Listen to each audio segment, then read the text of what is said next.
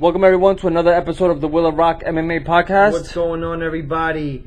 We just have some UFC news for you guys this time around. Let's get to it. All right, so one thing that I'm actually really happy about is Dana White, to be exact, has confirmed Khabib will not be fighting Mayweather. Ferguson is up in line. It seems like they're going to take the route that they should be taking for their quote-unquote rankings, right, and give Ferguson, who put a phenomenal show versus Showtime Pettis, to go up against Khabib, which I think both agree to that. 100%. I mean, a guy that came off of an injury that was so devastating that people thought he was going to be out for at least over a year, comes back within 6 to 7 months and puts one of a performance of a lifetime against a guy like Pettis. Not to mention how many wins he already has in his belt. You know, he's beating the big guys. You know, he came off from beating Lee, who's they thinking about him being the next contender depending on how his performance is. Who's he fighting against? Lee is fighting up Alaya Quinta. So of course it completely makes sense to put him with a guy like Khabib, who has been completely dominant as well. I think what makes this fight a little more interesting than any other fight Khabib has ever had is that you're not going up against somebody who's comfortable in his back, somebody who really dominates off his back. So this is just stylistically, this makes so much sense. 100%. This makes more sense than really stopping looking at it. Although I know McGregor wants the rematch so bad, I believe that you need to really put all your bank on Khabib because he is the future of the UFC. Now, with that being said, there's rumors about him not wanting. He wants to retire after this fight versus Ferguson.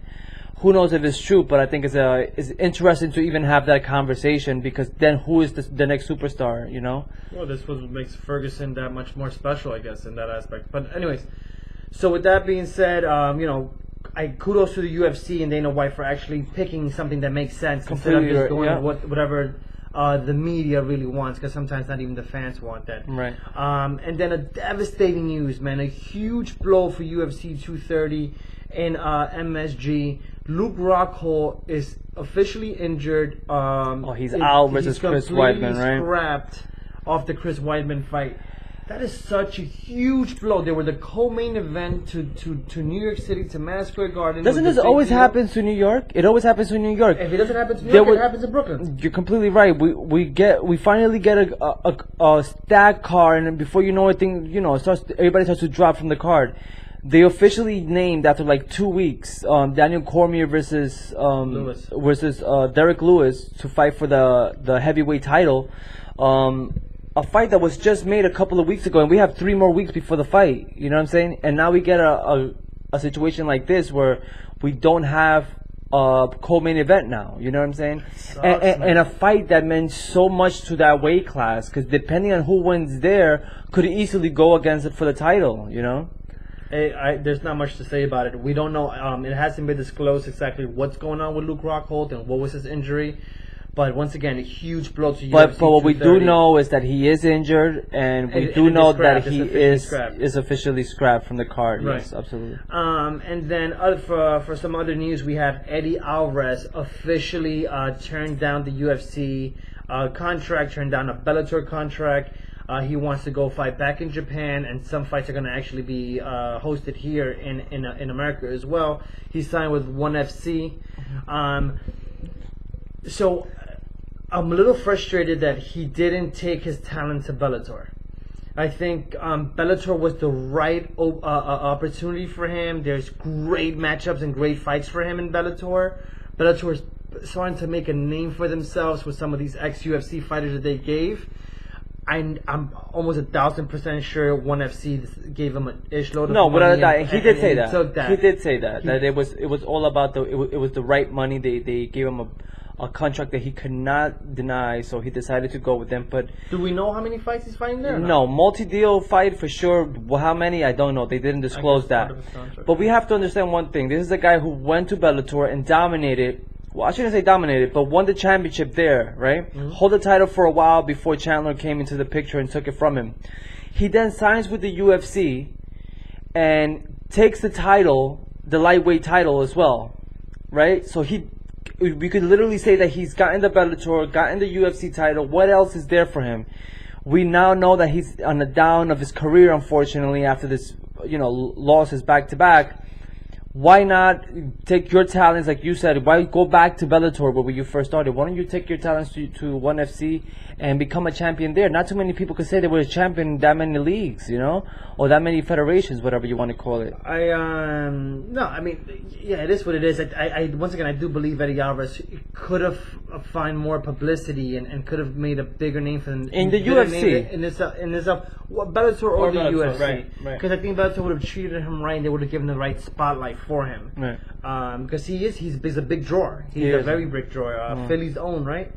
All right. So next thing we have is Alistair Overeem taking on a newcomer to the UFC. His name is Sergey Povalik. I don't want to butcher his last name, man, but it's a newcomer. We don't know much about him. Yeah, it's for UFC Fight Night 141 on November 24th. I think it's a good look for the UFC to still contract someone like Alistair Overeem after he's taken so many losses, right? So what better to do than to put him against newcomers so they can make a name for themselves, or rebuild Alistair Overeem's career? The little bit that I know about Sergey is that he does train with with Daniel Cormier, with Cain Velasquez. He is coming out of AKA. Oh wow, I didn't know that. Yeah, very dominant performances back in Russia. He's a Russian native. He's dominated all of Russia in the heavyweight division. So he's still training with AKA.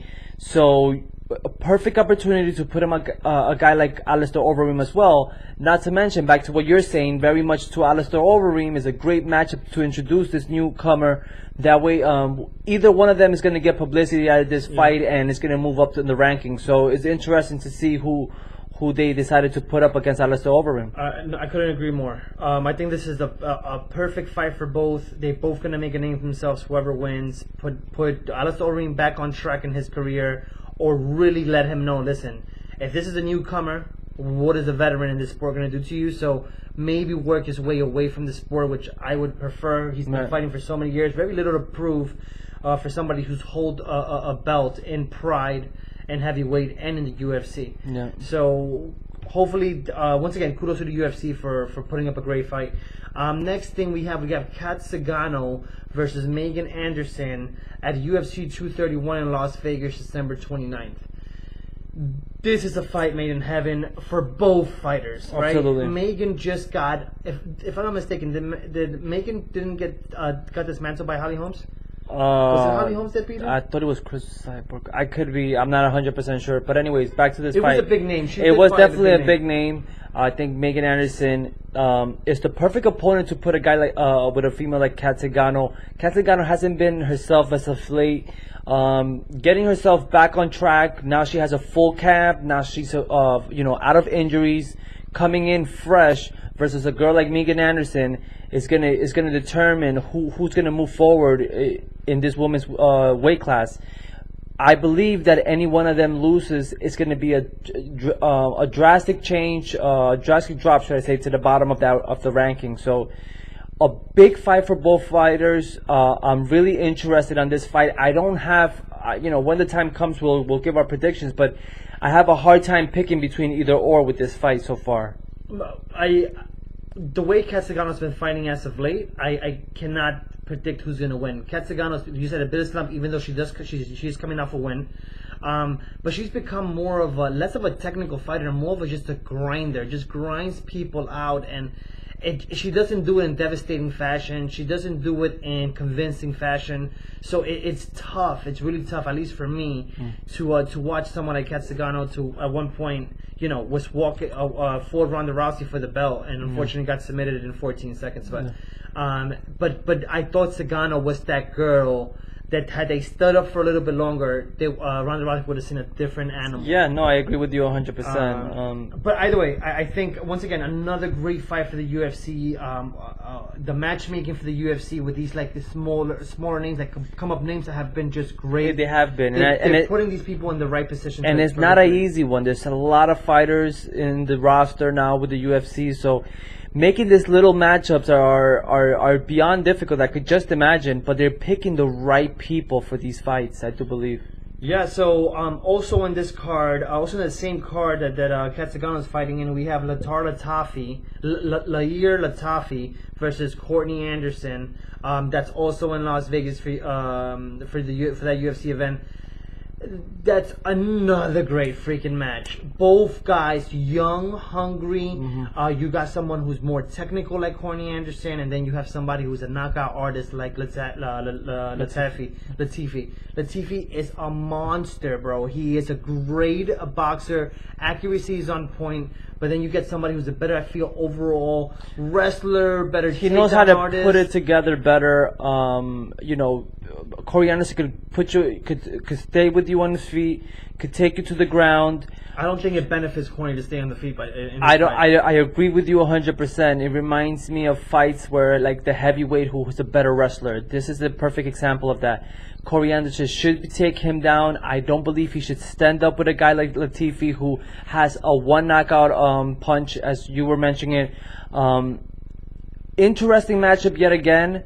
I believe Latifi might take this one, but let's not put out predictions just yet. You're right. I do believe somebody's winning this fight. Once again, great. I don't want to continue saying the same thing over and over, but honestly, just great way to put matchups together. Absolutely. These guys, any victories for any of these fighters that we just mentioned could easily skyrocket them to the top.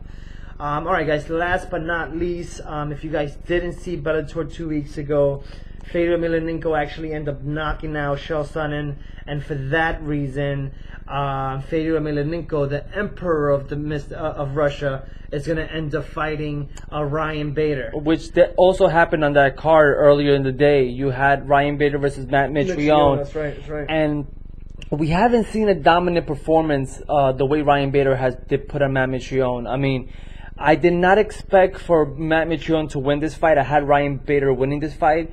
But the performance, the dominance that he displayed on that octagon is 1-0. And I believe that with that type of dominant performance that he had that Saturday, he's going to give that same performance versus Fedor Emelianenko, and we got ourselves a new heavyweight tournament champion. With that being said, it's still I think it's sometime next year in January or February where they're planning on doing this fight. Well, they need to give the fighters enough time to rest. Absolutely. And fix any injuries that need to be fixed for whatever reason. I mean, they just literally fought. Giving them the right amount of rest, knowing if Ryan Bader fights his fight, Ryan Bader wins his fight. But the thing about someone like Fedor Emelianenko, he's always one punch away from any victory. Absolutely. And his accuracy for punching is in a whole different level. And we have seen Ryan Bader get knocked out before. So this was a very interesting fight on the line. If Fedor Emelianenko wins this fight, he could easily go down as one of the best heavyweight champions of all time. What makes this fight so interesting is there's so much to ride on Fedor Emelianenko. Fedor Emelianenko could easily just win this fight and call it quits and say, okay, I've done what I needed to do. He's also at a certain age where retirement is definitely knocking at the door. But man, does he become a household name? Well, not people who've been watching MMA from the beginning. He's definitely a household name. But is he a big name to come into the UFC? Because at the end of the day, no matter how you put it, if he does not join the UFC, he's always going to be that what if. Let him win this fight. Let's see what the UFC can do for him. You know what I mean? Yeah, I don't know if he's going to go into the UFC, not necessarily. And I don't think he needs to prove anything for his record. This is a guy who was completely dominated back in the days where UFC wasn't as big as Pride was. And he completely dominated the whole heavyweight division. He came in to Strikeforce winning championships. He comes to Bellator now, he could win another championship. He's a true champion at the end of the day, and I don't think there's no need for him to go into the UFC. Not to say that I wouldn't like to see him against like Cain Velasquez or fighters like Daniel Cormier, but I don't believe he has anything else to prove. Win the championship, retire or not, in other words, all the kudos to him. He's one of the greatest heavyweight champions, win or lose against Ryan Bader. I couldn't agree with you more. Do you want to see him in the UFC? Heck yeah. Yeah, I would love to see him. And that to me, that's really all that matters at this point, from a fan's perspective, or somebody who really wants to see him shine where he needs to shine. Right. All right, guys. So we're all set for this podcast. No fight cards this week. Next week we will do the card versus Vic versus it's Volkan versus Smith. Versus Smith. And then we'll break down that card as well. Yep. All right, my people. Peace. Check us out. What you guys need to. Peace.